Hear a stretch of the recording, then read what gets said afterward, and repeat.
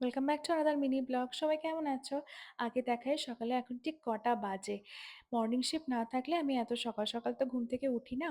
আর সকালে উঠে প্রথমেই খেয়েছিলাম ১ কাপ গরম চা আর তার সাথে ছিল বিস্কিট।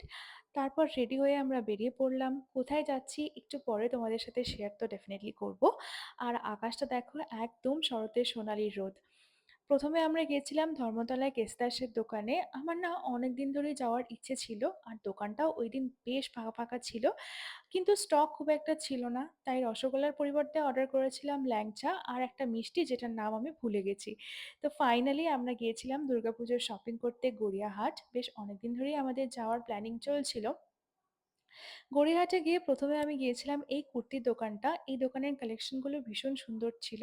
তবে আমি তোমাদের সাথে লোকেশন শেয়ার করতে পারব না।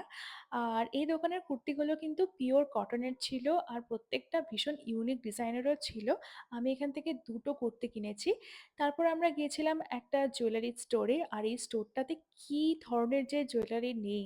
Anti tarnish, black polish, silver replica, handmade সমস্ত রকমের জুয়েলারি ছিল। আর তারপরে এই বাসন্তী দেবী কলেজের লেনটাতে শুধুই কাপড়ের দোকান। তো আমি আর এখান থেকে কিছু কিনিনি। তবে মা একটা শাড়ি কিনেছে। তারপর আবার এই জুয়েলারি স্টোরটাতে গিয়েছিলাম। এখানে না লেসমোর সব জুয়েলারি স্টোরেতেই একই রকম কালেকশন। তবে ওই যে আমাদের মেয়েদের দেখে মনই ভরে না। বাড়ি আসার আগে ঠিক এরকম কালো করে মেঘ করে এসেছিল।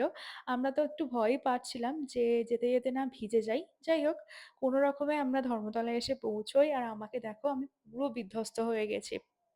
তবে বৃষ্টি কিন্তু নেমেছিল। ঠিক শক্তিগড় যখন বাসটা এসে পৌঁছলো তখন মুষলধারে বৃষ্টি নামলো। তবে আমরা কিন্তু ভিজিনি। গড়িয়াহাটে কি, কি কিনলাম সেটা নেক্সট ভিডিওতে তোমাদের সাথে শেয়ার করব।